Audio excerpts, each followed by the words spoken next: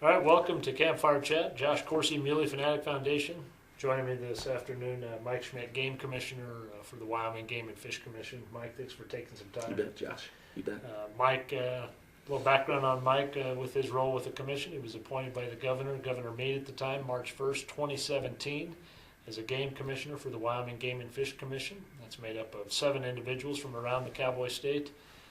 Mike, your counties of responsibility: Sublette, Lincoln, Teton, and Uena, correct? That's correct, yep. District 3. District 3. Yep. All right. The one thing I thought was important in wanting to have this opportunity to visit with Mike was Mike wears another hat. In addition to being a commissioner, and a fine commissioner at that, Mike, your background is professionally in the oil and gas industry. That's right, Josh. Yep. Owner and operator of SOS Well Services. SOS Well Services, yes, sir. You've got 40 years of experience in that industry? Yeah, with, as a worker, and then nearly 40 years running my own businesses in the oil and gas, right, up in the southwest Wyoming area. Tell me how that works as, I guess maybe start from the beginning, your role as a commissioner, how that came to be. Well,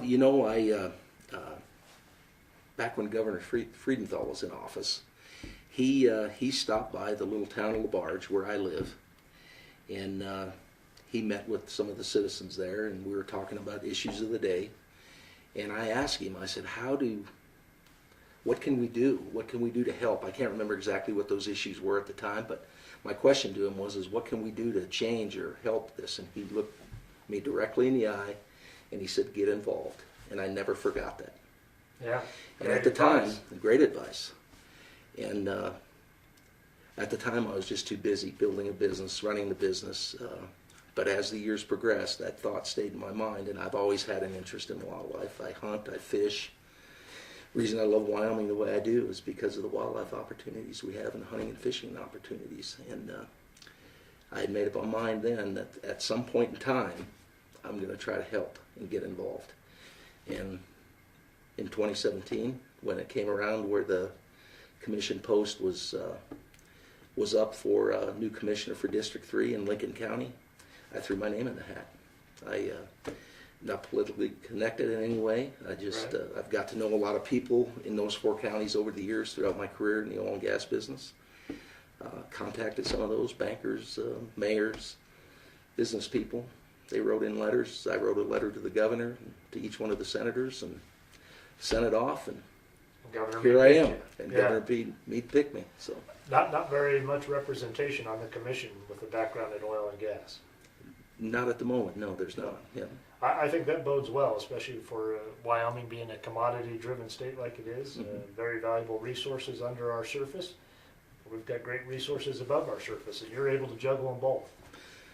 Yeah, it's interesting for me because I would imagine it's oil and gas has been good to me. Right. I've watched how oil and gas and wildlife can and does coexist, and we have to be smart. We have been smart. We need to continue to do that. And my role as a commissioner, I believe wholeheartedly in the Game and Fish's tagline, conserving wildlife and serving people, and that's what we're supposed to be doing on that commission. Our first and foremost objective is to conserve wildlife and serve people. All right, that probably, I would think by some, puts you in an awkward spot professionally sometimes. I believe that it does, yes. I know that it does. Yeah. Oil and gas has an impact on wildlife? It does. It can. I've seen it for 40 years. I also have the belief that it can coexist. Like I said earlier, I've watched that as well. I have my own opinions on how we drill today versus how we used to drill 15 years ago. 15 years ago, right. 40 years ago when I first broke out in the oil and gas business. Things today are so much more rushed. The oil and gas business has been squeezed down to shorter windows when they can drill. So as a result, they bring in more equipment to drill it faster and quicker. And I think that creates a lot of activity that's unnecessary. In my opinion, I think if we went back to a slower pace where these operators could drill year-round with fewer rigs and fewer support crews and support equipment, I think, in my opinion, after 40 years of observation, in my opinion, has less of an impact on wildlife than this big rushed, hurry up. Get it all done fast. Get it all done fast. Yeah.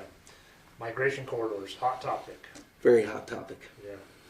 And I imagine that in wearing both of your hats in the oil and gas industry and as a commissioner for wildlife, that probably has brought some interesting conversations, and I would imagine your constituents from the counties that you represent in District 3 are bending your ear. Yes, they are. And, those are the folks. I mean, we, as a department, we spent hundreds of thousands of dollars doing research, gathering information, and the overwhelmingly support from the public is to protect wildlife and protect corridors. I think 73% of the public is worried about our wildlife numbers. 68% of the public is extremely concerned about our corridors. That's a pretty good number. Those are big numbers. Yeah. And they need to be paid attention to. Well, and as you mentioned, at the end of the day, if the mantra or the responsibility is conserving wildlife and serving people, that's a loud and clear message. That's a loud and clear message. Yeah. Specific to this area in southwest Wyoming with the Rock Springs Resource Management Plan, that RMP being under revision has been for a long time. Of course, there's been several occurrences that are going on in D.C. that have either delayed that from sage grouse. Even the most recent shutdown has had an impact on that. Do you believe, or do you think that it would be advantageous for the Game and Fish Department, in what you believe is your opinion, to have a role in authoring what the migration stipulation should be within that? Well, I believe that they should be the authors of those stipulations, simply because they're the ones with the background. They're the ones that have been watching these animals for decades. They're the ones that have the science behind those decisions. They know how the critical areas are, the stopover areas, whatever all of those things the Game and Fish understands probably better than anybody. Those are tools in their toolbox. And it's a multitude of knowledge that they've garnered over the years. Right. And there's no better organization to author that document when it comes to wildlife than the Game and Fish Department. Mike, take me back to last spring. What was your feelings? And maybe you were even privy to some of that information before it was released, when Secretary at the time, Secretary Zinke, announced secretarial order on migrations. I mean, how did that resonate with you as a game commissioner? How did that resonate with you also in someone who's in the oil and gas industry? Well, like I say, I know with today's technology that we can protect those corridors and we can still produce and reach the product that is within those corridors. I mean, the average horizontal well right now, I believe, is 15,000 feet in length. So if we set up on either side of that corridor, that's a 6-mile wide area that they can produce from. That's more of a buffer than what anybody's even asking for. Exactly. Yeah. I relate it to we as human beings and residents of this state have corridors right now. Interstate 80 being one of them, 405 miles long. It's probably got an average width of a half mile, just conservatively a half mile. So that's 200 square miles of area that we do not drill, simply because we can't.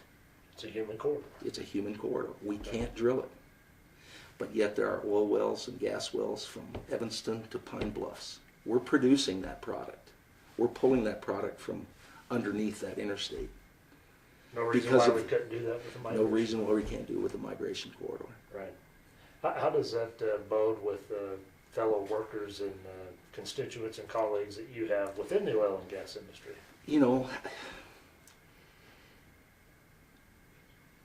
the 73% of the people that I talk about that are worried about wildlife and 68% of the people that are worried about migration corridors, think about the state of Wyoming.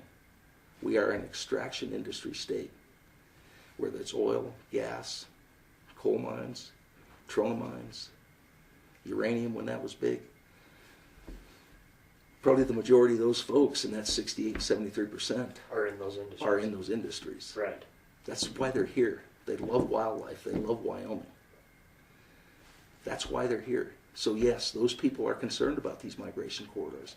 They depend on oil and gas and oil and gas provides great livings for these families, great careers. But there's also that concern of wildlife because they enjoy it. They enjoy the clean waters. They work hard. They enjoy spending wanna time. play hard. They want to play hard. They want to spend time in the mountains chasing a big mule deer buck or a nice big bull elk in the Right. fall of the year. So they have a concern. A legitimate A concern. legitimate concern is exactly right. Yeah.